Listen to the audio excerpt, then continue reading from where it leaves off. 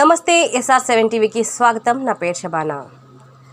నిన్న రాత్రి ఆంధ్రప్రదేశ్ ముఖ్యమంత్రి జగన్మోహన్ రెడ్డిపై జరిగిన రాళ్ల దాడిని తీవ్రంగా ఖండిస్తూ ఈరోజు సత్యవేడ్ నియోజకవర్గం, నారాయణవరం, కేవీపురం మండలాల్లో నిరసన కార్యక్రమం చేపట్టిన సత్యవేడ్ నియోజకవర్గం వైఎస్ఆర్ కాంగ్రెస్ పార్టీ ఎమ్మెల్యే అభ్యర్థి నుకతోటి రాజేష్ మరియు నాయకులు, కార్యకర్తలు నల్ల బ్యాడ్జీలు ధరించి రోడ్డుపై బైఠాయించి తమ నిరసనను తెలియజేశారు. ఈ సందర్భంగా నుకతోటి రాజేష్ మాట్లాడుతూ, ఇది ముమ్మాటికి తెలుగుదేశం పార్టీ కుట్రేనని, ఈ దాడుల వెనకాల చంద్రబాబు నాయుడు హస్తం ఉందని తమకు అనుమానంగా ఉందని, ఇలాంటి దాడులతో తమ ఆత్మవిశ్వాసాన్ని దెబ్బతీయలేరని, ప్రజలు సీఎం జగన్ సభలు, సమావేశాలు, బస్సు యాత్రకు అశేషంగా వస్తుండడం చూసి ఓర్వలేకే ప్రతిపక్షాలు ఈ విధమైన దాడులకు తెగబడుతున్నారని, వెంటనే చర్యలు చేపట్టాలని డిమాండ్ చేశారు. రాత్రి జగనన్న మీద దౌర్జన్యం జరగడం జరిగింది. ఇది చాలా అమానుషమైన చర్య. ప్రజల కోసం ఆయన ప్రజల్లోకి వెళ్తున్నప్పుడు దొంగచాటుగా, అది ఎవరైనా కావచ్చు, అది దొంగచాటుగా చీకట్లో నుంచి రాళ్ళు విసిరి అది మన నుదుటి మీద తగలటము, 3 కుట్లు పడటం జరిగింది.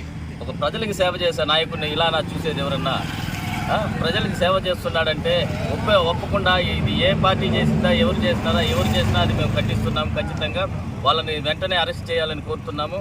ఎందుకంటే ఏది చూడకుండా, తన రక్షణను కూడా చూడకుండా ప్రజల్లోకి దిగి ప్రజలందరితో కూడా మమేకమయ్యి కిందకి దిగి బస్సు నుంచి అందరితో మాట్లాడుతున్న మన జగనన్న ప్రజల మీద నమ్మకంతోనే కదా ఆయన దిగుతున్నాడు. నన్ను ఎవరు ఏమి అనరు, మనం మంచి చేస్తున్నామని. కానీ ఇలాంటి చర్యలకి పాల్పడి అది వెనకాల మా డౌట్ అయితే తెలుగుదేశం ఉందని డౌట్ వస్తుంది.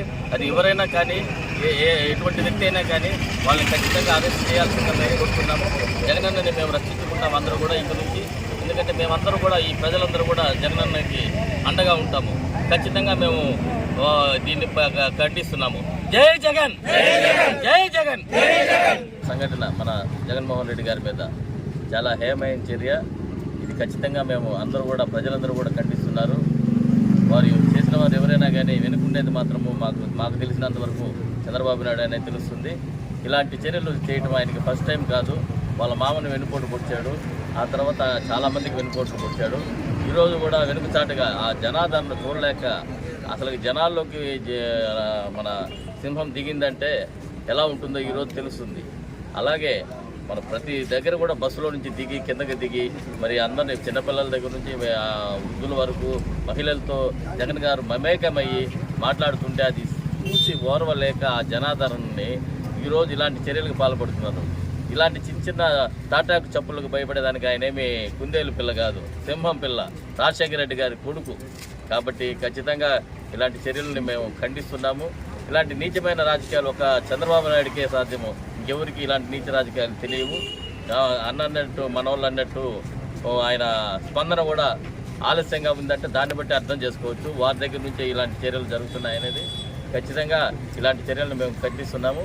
ఈ రోజు నుంచి మేము నిరసనలు తెలుపుకుంటాము. ఖచ్చితంగా ఇలా ప్రజలందరూ కూడా ఆయన కాపాడుకునేదానికి, జగన్మోహన్ రెడ్డి కాపాడుకునేదానికి అందరూ ముందుంటాము. ఎందుకంటే ఆయన లేకపోతే ఈ రాష్ట్రానికి వేరే ఇది ఎవరు ఏ సీఎం వచ్చినా సుభిక్షంగా ఉండదు. చంద్రబాబు నాయుడు వర్షాలు పడవు, సంక్షేమ పథకాలు ఉండవు, అభివృద్ధి ఉండదు, ఏది ఉండదు.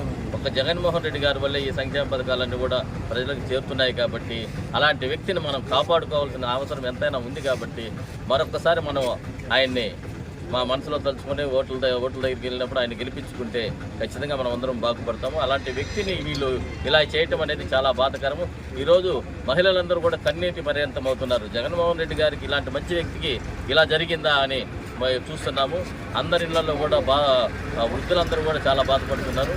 ఖచ్చితంగా ఇది ఎవరైనా చేయని దాని వెనకాల ఎంత పెద్ద వ్యక్తి అయినా ఉండి దాన్ని బయటికి తీసుకొని రావాల్సిందిగా మేము కోరుతున్నాము. జై జగన్, జై జగన్.